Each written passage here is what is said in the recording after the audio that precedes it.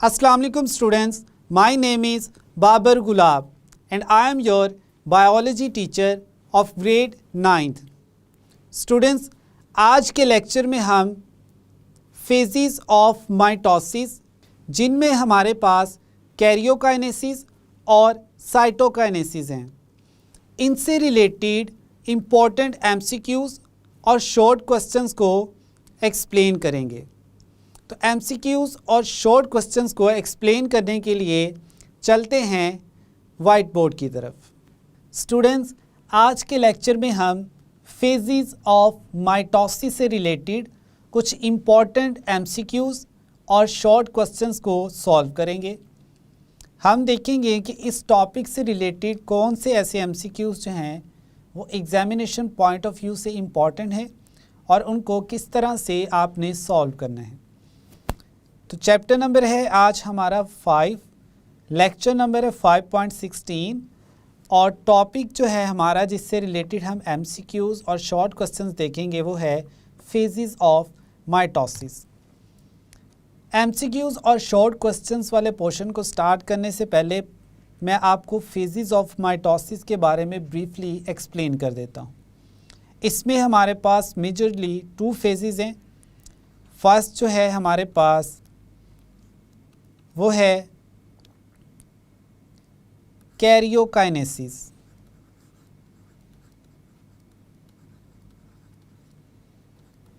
और सेकंड जो है वो हमारे पास है साइटोकाइनेसिस।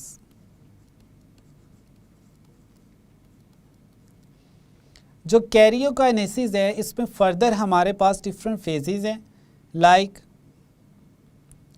प्रोफेज,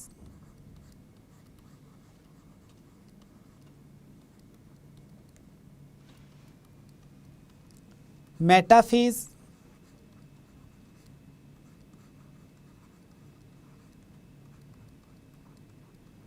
थर्ड है हमारे पास एनाफेज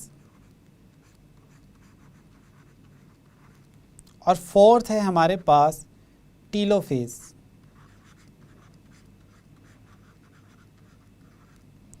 कैरियोकाइनेसिस में फर्दर ये 4 फेजेस हैं। अब हम देखते हैं एमसीक्यूज़ वाले पोर्शन को। फर्स्ट जो हमारे पास एमसीक्यू है इसमें स्टेटमेंट में हम देखते हैं क्या पूछा गया है। The division of nucleus is called, यानी जो न्यूक्लियस डिवाइड करता है इसको हम क्या कहते हैं। ऑप्शन ए है हमारे पास साइटोकाइनेसिस। साइटोकाइनेसिस जो है इसका मतलब है डिवीजन ऑफ साइटोप्लाज्म।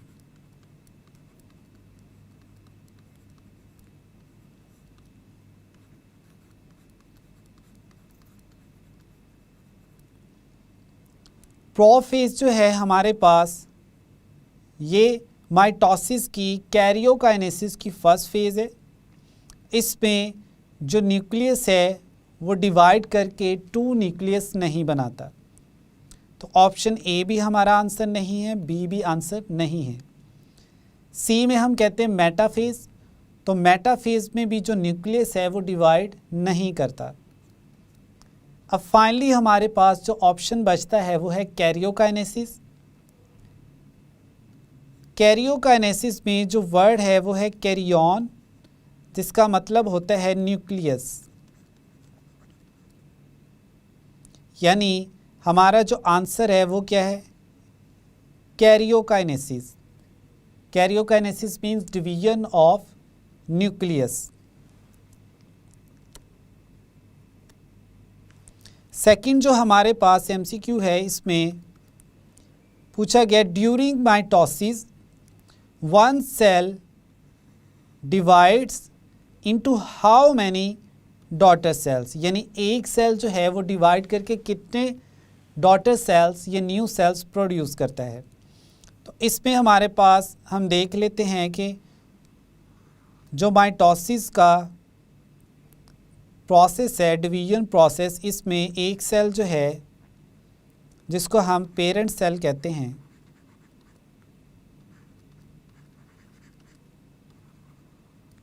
ये डिवाइड करता है और 2 डॉटर सेल्स प्रोड्यूस करता है।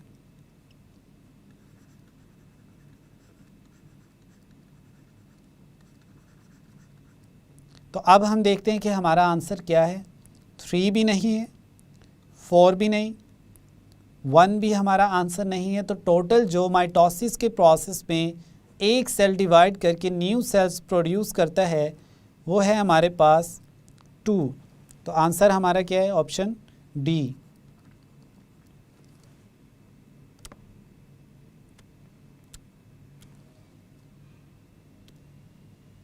थर्ड जो है हमारे पास, उसमें हम देखते हैं which of the following is the longest phase of karyokinesis. Students, karyokinesis की अभी मैंने आपको 4 फेजेस जो हैं वो बताई हैं, जिसमें मैंने कहा prophase, metaphase, anaphase and telophase. तो ये जो चारों हैं ये कैरियोकाइनेसिस की ही फेजेस हैं। अब हमने इसमें देखना है कि लॉन्गेस्ट फेज कौन सी है जिसमें सेल को सबसे ज़्यादा टाइम लगता है। तो इसमें हमारा जो आंसर है वो है प्रोफेज। प्रोफेज जो है कैरियोकाइनेसिस की लॉन्गेस्ट फेज है। अब नेक्स्ट हम देखते हैं mitosis consist of dash phases, यानी माइटोसिस जो है इसमें कितनी फेजेस हैं। अभी हमने एक्सप्लेन किया कि माइटोसिस में जो फेजेस हैं वो मेजरली हमारे पास कितनी हैं? 2 फेजेस हैं। तो हमारा जो आंसर है वो कौन सा होगा? 2 वाला। कौन सी 2 फेजेस हैं? Karyokinesis and cytokinesis.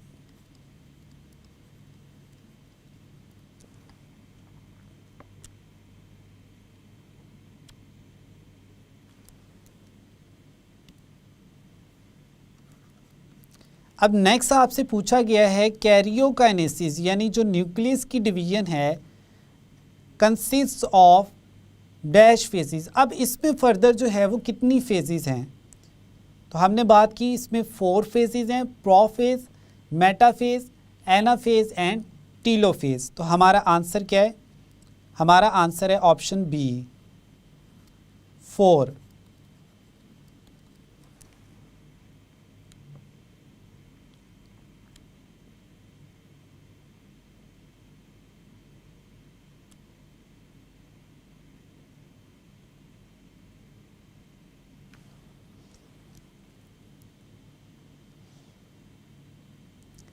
Next student हमारे पास एमसीक्यू है, complete set of spindle fibres is known as chromatin.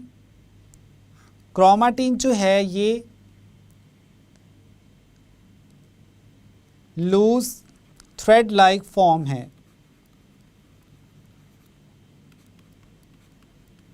किसकी? डीएनए की। तो ये हमारा आंसर नहीं है। नेक्स्ट है काइनेटोकोर। काइनेटोकोर हम कहते हैं कि जो क्रोमोसोम का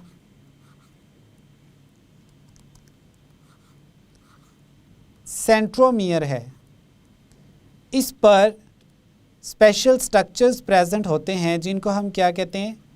काइनेटोकोर। अब ये तो एक स्ट्रक्चर है, ये कंप्लीट सेट नहीं है क्रोमोसोम का, तो ये भी हमारा आंसर नहीं है। थर्ड है हमारे पास स्पिंडल फाइबर्स, यानी माइटोटिक जो स्पिंडल्स हैं इनको हम कह सकते हैं कि कंप्लीट सेट है किसका? स्पिंडल फाइबर्स का। फाइनली जो है वो है हमारे पास क्लीवेज। तो क्लीवेज में हम कहते हैं कि जो सेल्स हैं वो क्लीवेज फ्लो के थ्रू यानी 1 से 2 में डिवाइड होते हैं। उनके सेंटर में जो है वो इस तरह से क्लीवेज स्टार्ट होती है।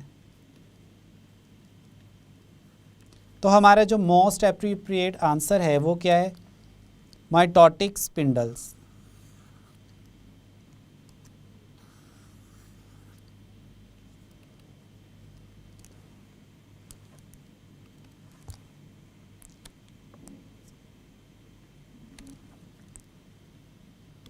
नेक्स्ट हम बात करते हैं spindle fibres are form during, कि जो स्पिंडल फाइबर्स हैं वो किस फेज़ में बनते हैं।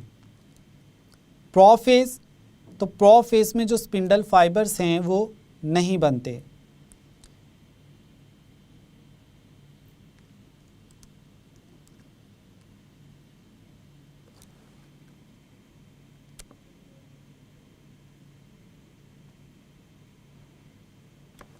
नेक्स्ट जो है हमारे पास वो है MCQ नंबर 7, जिसमें पूछा गया spindle fibres are form during, कि जो स्पिंडल फाइबर्स हैं ये कब बनते हैं।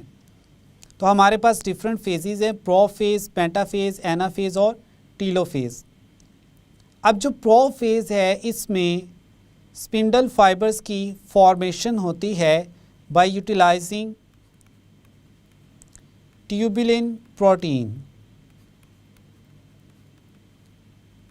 इस ट्यूबुलिन प्रोटीन को यूज़ किया जाता है और क्या बनाया जाता है, स्पिंडल फाइबर्स।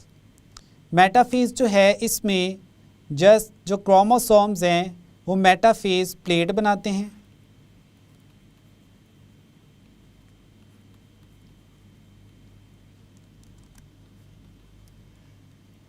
टीलोफेज जो है इसमें क्रोमोसोम्स जो हैं वो अपने रिस्पेक्टिव पोल्स पर चले जाते हैं।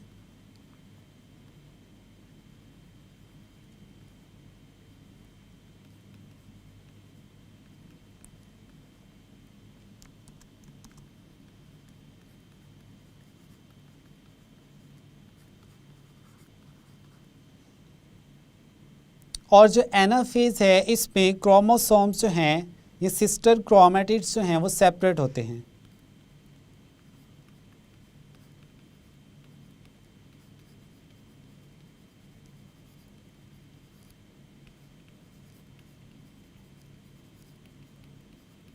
तो हमारा जो आंसर है वो है ऑप्शन ए, यानी प्रोफेज।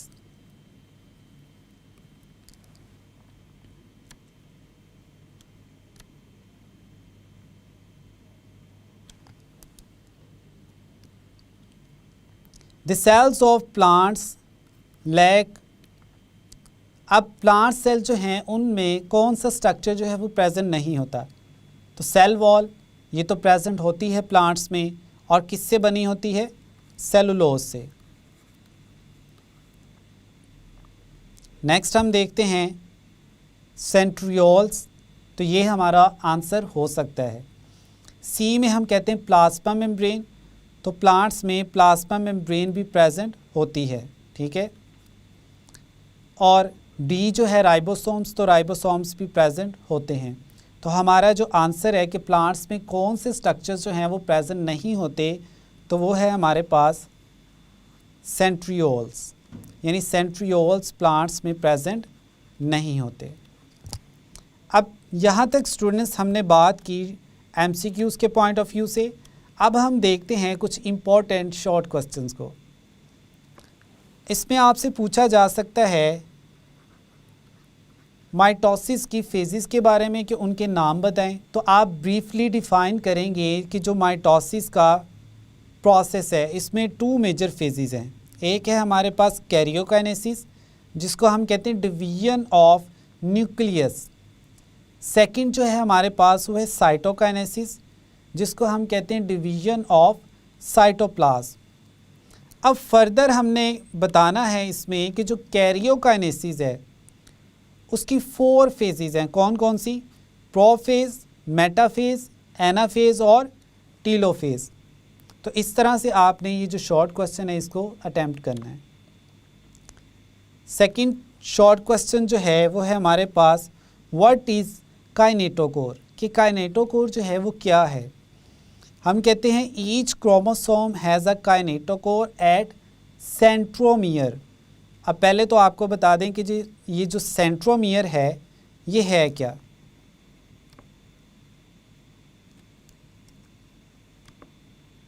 इसमें हम देखते हैं कि हमारे पास जो क्रोमोसोम्स के आर्म्स हैं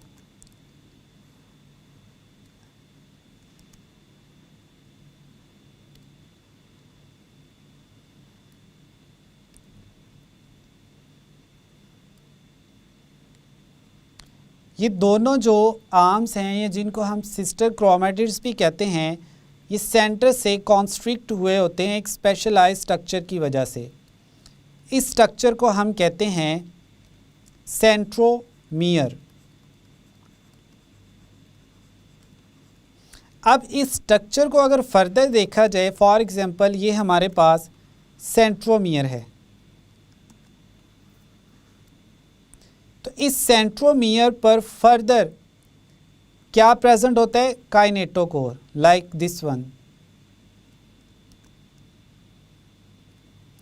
इनको हम कहते हैं काइनेटोकोर।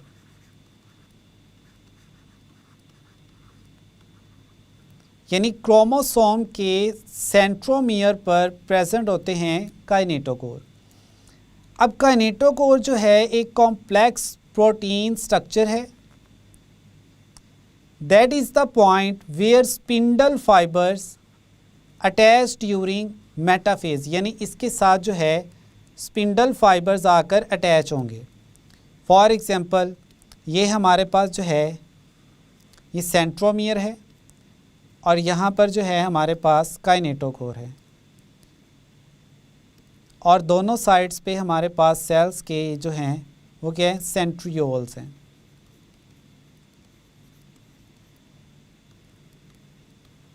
इन सेंट्रियोल्स से जो है स्पिंडल फाइबर्स अराइज करते हैं और इस काइनेटोकोर के साथ आकर अटैच होते हैं इस तरह से। तो ये था स्टूडेंट काइनेटोकोर को डिफ़ाइन करने का तरीका। अब नेक्स्ट हम देखते हैं कि स्पिंडल फाइबर्स क्या हैं।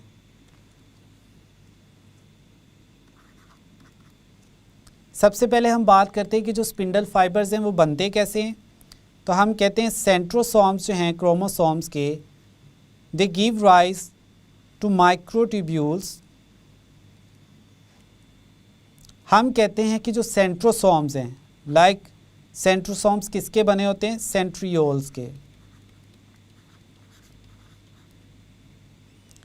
इनसे जो है माइक्रोट्यूब्यूल्स अराइज करते हैं और वो ज्वाइन करते हैं ट्यूबुलिन प्रोटीन्स के साथ जो कि साइटोप्लाज्म में प्रेजेंट होती हैं, और इस तरह से क्या बनता है?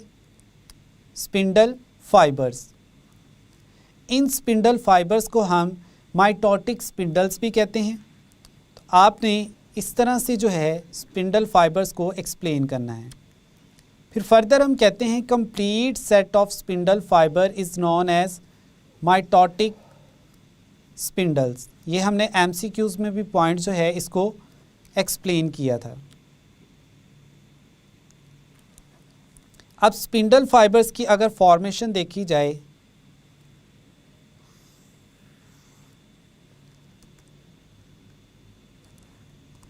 ये हमारे पास एक सेल है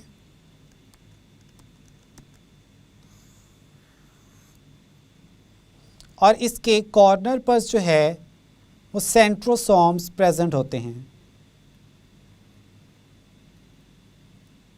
इनको हम कहते हैं सेंट्रोसोम्स।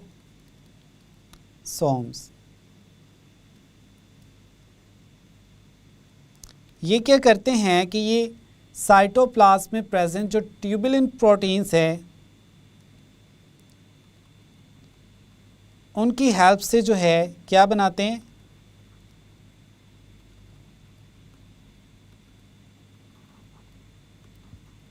Spindle fibres. और ये स्पिंडल फाइबर्स जो हैं ये अटैच होते हैं किसके साथ? क्रोमोसोम के सेंट्रोमियर पर प्रेजेंट काइनेटोकोर के साथ। ये हमारे पास काइनेटोकोर का स्ट्रक्चर है।